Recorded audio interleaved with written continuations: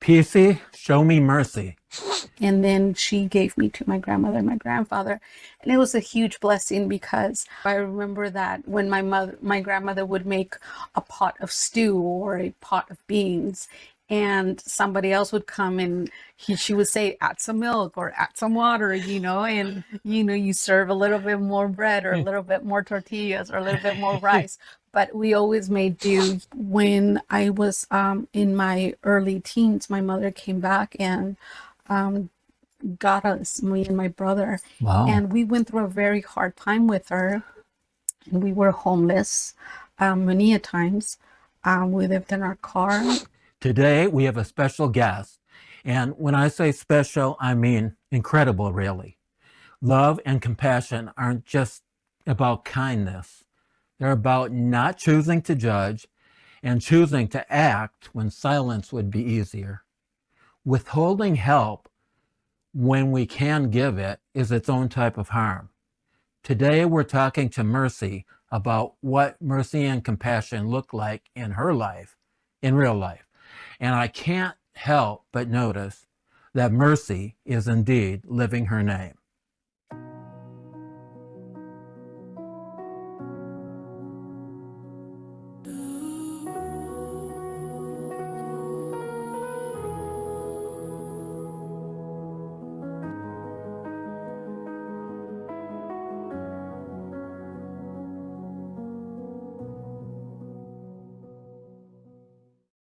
Welcome to pcSHOWme. Today we have a special guest, Mercy King. How are you doing? Thank you. Thank you for having me. This is well, thank you really for a coming. blessing. This is a real blessing to be here and to be able to launch your show. Thank you. My first interview. Thank you. I feel honored. Yeah, I appreciate it. I mean, everything you're doing is so incredible. I'm really interested. Tell everybody what makes Mercy Mercy. Tell us a little bit about yourself. My actual name is Mercedes. It's generational. My great-grandmother and my grandmother had it, and they gave me that beautiful name and short Mercy. And I love it because it just reminds me every single day of how much the Lord has bestowed mercy upon me. I have 3 children. They're all adults. My oldest one just turned 37 a couple of days ago. Wow. And so I'm very blessed. What makes me is really serving others. I have a deep desire and conviction to serve others, and I don't have a prejudice about what that is. I grew up in a home where my grandmother and my grandfather, I grew up with them. They had 14 children, and my mother was the oldest of 7 women, and then there were 7 boys, and she had a baby early on, and then she gave me to my grandmother and my grandfather. And it was a huge blessing because I grew up in a home where charismatic Catholics, and we lived right behind the church, and our family was extremely involved in that church and in serving and in the ministries. Our home was known not only because it was behind the house, but because my grandparents were devout Catholics. And like I said, charismatic. I grew up every night before we went to bed, everybody had to come into their bedroom, and we would all sit on the ground and they would read the Bible to us. Oh, wow. So it was, I grew up hearing the Bible being read. And so I know that it was something different because not everybody else that we knew would read the Bible. Right. But my uncles and aunts were always in the worship team and in choir. They call it chorus there in the Catholic Church. We always were known as the family that that they could send homeless people to. We live in a border town, and so when people would come from the south, they would stay at our house, and we would open up one of our bedrooms and for them to stay over, and we would supply them with food, clothing before they went on to the next town. Oh, wow. And so we always grew up doing that. Early mornings before we went to school, we would go to church, And then after school, we would always volunteer cleaning the church or doing outreaches, like, feeding the poor and or separating clothing that had been donated by the community so that when people came and they would get, pick and choose clothing and stuff like that. That's all I knew. At my house, my grandmother, we weren't rich, but the Lord always gave us more so that we could give more out. I remember that when my grandmother would make a pot of stew or a pot of beans, and somebody else would come and she would say, add some milk or add some water, and you serve a little bit more bread or a little bit more tortillas or a little bit more rice.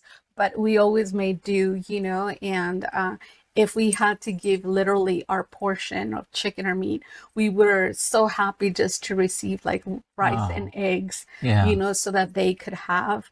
And we were all okay with it. I don't remember complaining or ever saying, oh, geez, why? Or, we went hungry, anything like that. We were really happy. For me, cleaning someone's home is a privilege. And I have worked in the hospitality industry, but I've also have worked in the hospitality at church where, you're sent out to help the elderly that can't go shopping, that can't cook, that can't clean anymore. And that's one of my favorite things to do. Okay. I love to go see someone who is in need or is not mobile. And if I can't clean their house or whatever, I love to do their toenails or wash their hair or, do personal stuff that they normally can't. To Yes. contribute and make them feel better. Yes. So when I came to the Vineyard, I remember that I walked in and I saw what I now call family. And it was not a mega church, but the heart of everyone there is definitely mega. The love that's poured out. I immediately fell in love with the teaching. I don't criticize any other teachers. It just felt home with the clarity and just this soothing sense of delivering the word of God that our pastor does, to the community and for our church, that it just felt comforting. It felt home. I started driving, 35 minutes. Now I live in a different location. I drive 45 to 50 minutes to get to church, and it's a blessing. As I got more involved, I got involved with the children's ministry and the Spanish children's ministry, and I just started to donate my time because I felt like I was literally living again in the church as I was a child, and you had to be participating in anything you could. So it's like if I would hear them, like somebody saying, oh, we need someone to organize the kitchen cabinets. I'm like, me, we need someone to literally, I have organized the tool closet, the children's ministry closet, clean bathrooms, whatever it takes, know. And so just being available is just like that time where you hear a calling of need, right? One of my old pastors used to say, when it is your turn to step up, if you hear a need and you feel that tugging, you feel that little tugging, it's like, be obedient to that, because then if you're available, the Lord will give you the ability, right? And then comes the blessing. Right. And everybody has different stages of growth, right? Yes. You don't start out at that point. None of us did. I did it. Well, you did. You were born into it. It's it was a way of life. Yeah. It was a way of life. And I feel that it came from gratefulness. My grandfather was an orphan from the age of 9, and he literally raised himself, like literally in the woods. And there were some people that would see him like, gathering stacks of wood and going down the mountain and selling it in the town. And he would make exchanges for food or clothing or other things. And then he would go back in the mountains. So everybody thought that his parents lived up there with him, until later on they found out that he was an orphan and was living on his own. Wow. And my grandmother also had a very hard start, and they met each other through God's blessing. They had a lot of things to be grateful for in their family, and how the Lord blessed them. They were very fruitful. The Lord always provided for them. And so they didn't want anybody to go without. They didn't want anybody to feel alone or deserted or like an outsider, because they knew exactly what that meant. Right. And so that's what their nature was. And so whenever anybody would complain, like my uncles or aunts, because not everybody liked it, but when anybody would complain, like, why do I have to give up my room, or why do I have to give up my shoes? Because sometimes we would give up our shoes or clothing. Oh, wow. And so they would say that, and they would say, but you have a home, you have a family. They have nothing. It's like they never wanted someone to feel that, and they would always tell us, this is something that I've always known. You don't know how, but the Lord will provide. Right. The Lord will Right. provide. And that we always knew, something that came out of hardship, right? From hardship and sorrow, the Lord turned it into grace and mercy and compassion. So that's how we grew up. From birth, pretty much.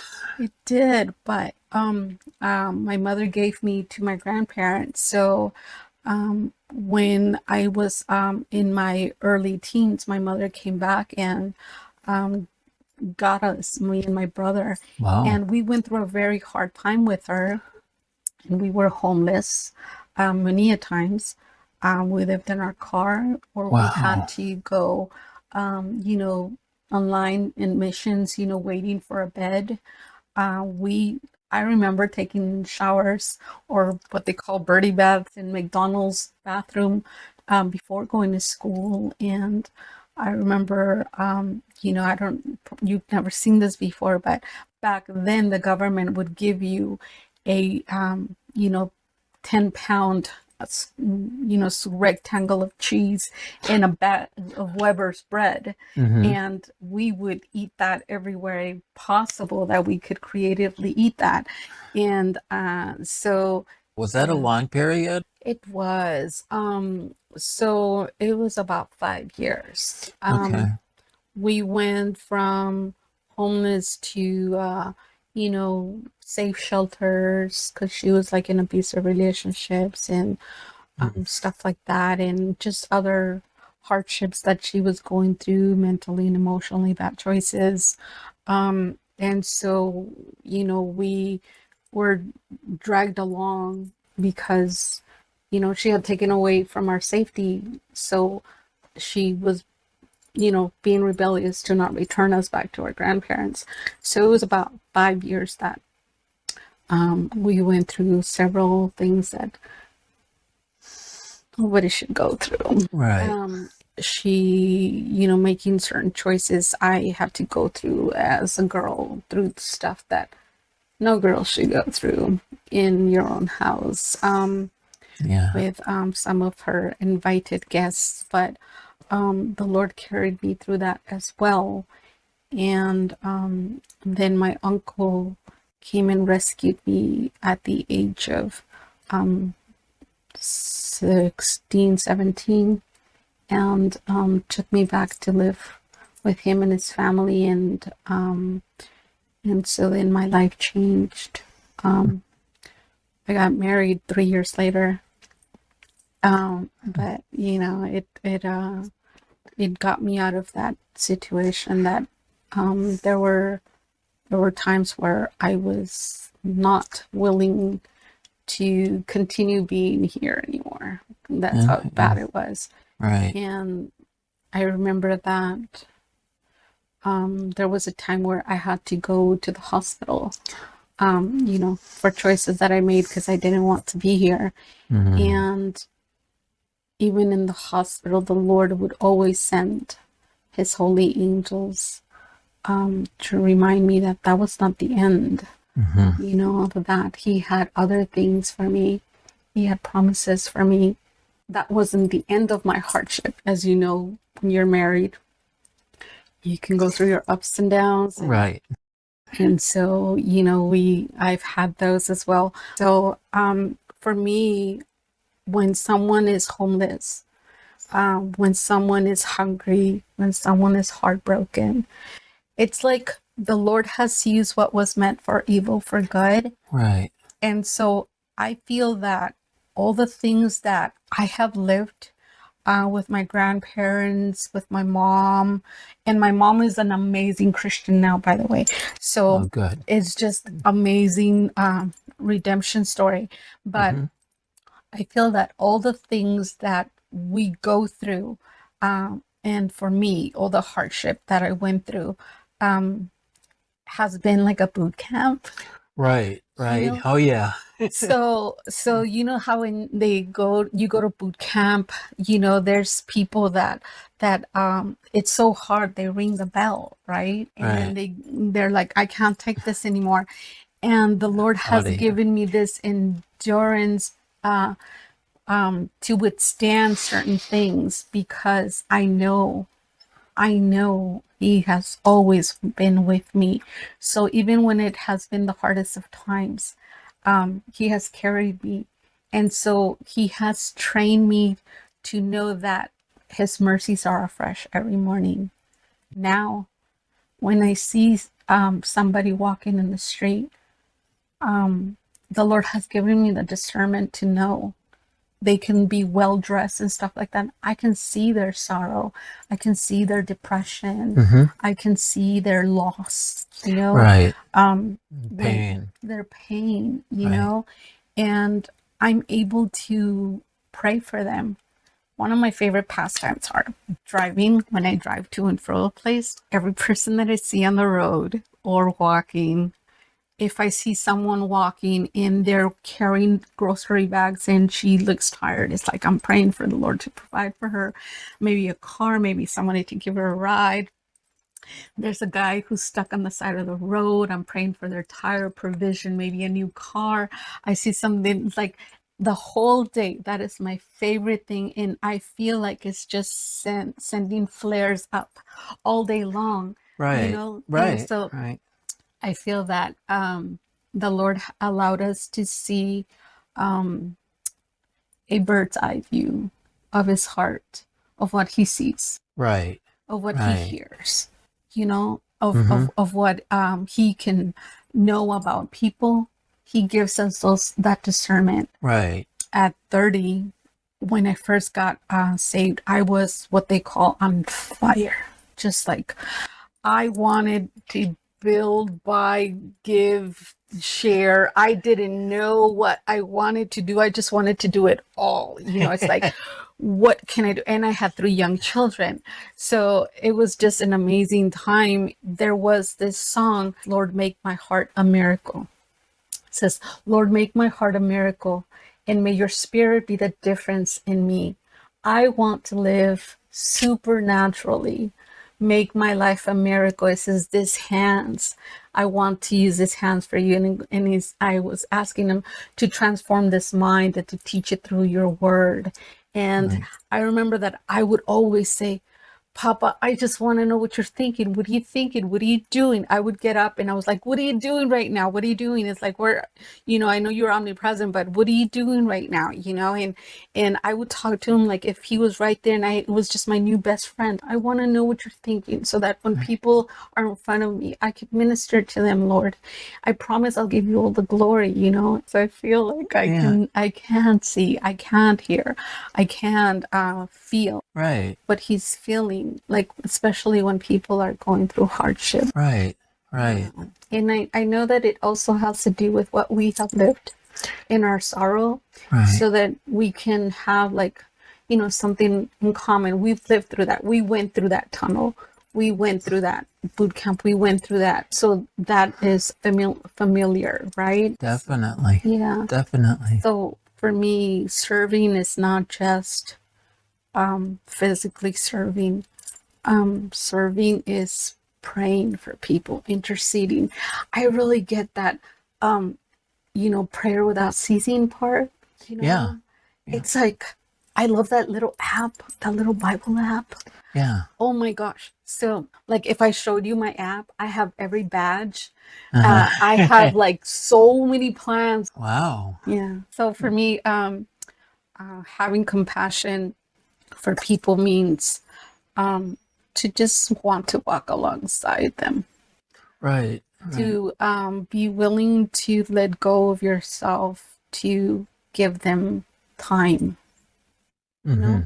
And if that means either with the conversation, listening, making a meal, whatever that means. So I am more than blessed to have been asked to be part of the compassion ministry at the church. Because coming from a place where I was homeless, I was hungry, I would go to sleep hungry many, many, many months. And being able to give people bags of food, and I mean quality food. It's not expired food. Right. It's quality food. It's food that we would go buy at HEB or at any store, right? Right. It's not like those weird foods that, oh, they don't want. It's like, no, this is quality food. And this is all provided by Texas Food Bank.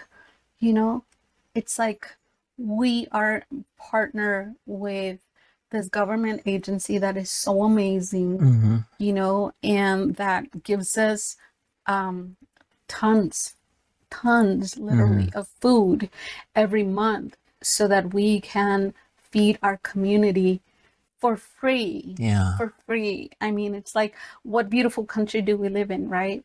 Right. It's like we have, as you know, our Spanish community, it's our Spanish service. And a lot of them are Cubans and Venezuelans and from South American countries, but especially the Cubans one that there's talk about how, their government doesn't feed them or feeds them very little, Right. And so when they come and receive, they were coming to receive. Now they get there super early and they help us to like set things up and stuff like that because they're so grateful. But they send videos and pictures to their country and their families can't believe it. They're like, we are fighting over here for eggs or bread or milk or a can of tuna, stuff like that. And they're looking at these bags and bags of fresh fruits and vegetables and canned goods and all of this dry goods and nuts and all that beautiful food. And they can't believe it. They just can't believe it.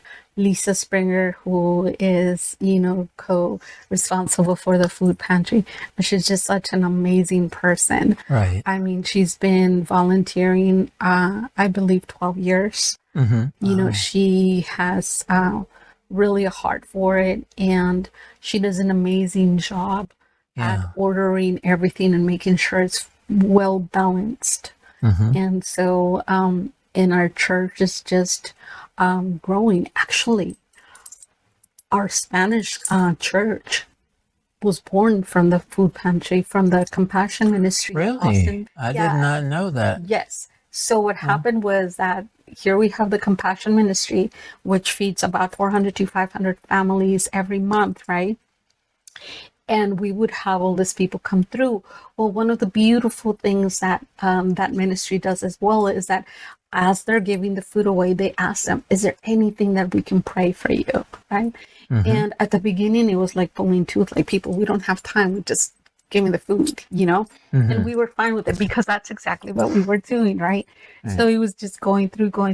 But little by little, people started to pause and say, yeah, I'll take some prayer, So they started to park them there, and they would have a assigned parking, and people come and pray. Some of the leaders come and pray for them, and some of the people started saying, do you guys know where there's a Spanish church? You know, and well, nobody, there wasn't one there. So he just kept on going, kept on going, kept on going. And then one time, Ida Johnson, one of our elders from the Spanish ministry, she used to be part of the English ministry, said, well, you know, why don't we start a Bible study in the foyer while the food pantry is going on? And they're like, well, who can teach it? She's like, you know, I know a Cuban pastor. He's from another church, but I think he just, that they didn't have a place to teach. And so I'm going to call him. So they called him. So Pastor Antonio started to give a Bible study in the foyer while there was a food compassion, you know, the compassion ministry going on. And so little by little started to grow. And they talked to Ben and they said, why don't we start this Spanish ministry? So now we have about 90 members. Wow. And they have, I believe they just celebrated 2 years, it's 2.5 years ago. I did not know that. So now, 2.5 years later, are, you know, the what they call customers, which are the people that we serve, now they come through and most of them are like, don't forget we need prayer. We're not asking them anymore, right? And or I brought her for prayer and she's sitting in the back, you know, and it's like, or you prayed for us last month and she's sick, you know, can you pray for her, you know, and stuff like that. Or they'll say things like, oh, where's that lady that prayed for me because you know, she prayed over my you know, immigration status and I have my card now, you know, or, you know, little things like that. Or where's that person that prayed for me because, you know, I got a job, the job that we were praying for, I got that job, you know, and so they're coming back with praise reports. Yeah, that's awesome. That's incredible. And our, this last food pantry, we had a record volunteers. We had over 36 volunteers. Wow. And there are 3 different churches that are not part of our network that are coming to volunteer, as well as high school kids. And the we have neighbors, like the apartments in front of us, that have come and benefited from, you know, receiving food. Now they're volunteers. Right. Wow. Yeah. That's incredible. So, yeah. So I'm super excited. It's like, so that's what compassion is about, right? Right. It's opening a door to take care of the needs of others. Right. And then the Lord just turns it around and makes this fertile ground for people to just interact and just bless each other, grow together, and then, you know, develop this beautiful relationship. Yeah. Yeah. Oh. Yeah. Oh, thank you so much. I mean, I've learned so much about you that I didn't know. Yeah. I mean, thank you for coming here and for sharing all this with me and with everybody. Yeah. But I mean, I'm sorry you had to go through that rough time, but like you said, we all have our rough times that we go through, and it depends how we view them into what it makes us, right? Yes. And it makes some people bitter and it makes some people better, and some people makes a mess, but then their mess becomes their message. Yes. Yes. Right? Yeah, that's beautiful. That is beautiful. That is your song. Yeah. There you go. It is your song, which now is going to feed the world with hope and love and kindness. So, So I really, really like it. Thank you so much. I really appreciate it. pcSHOWme.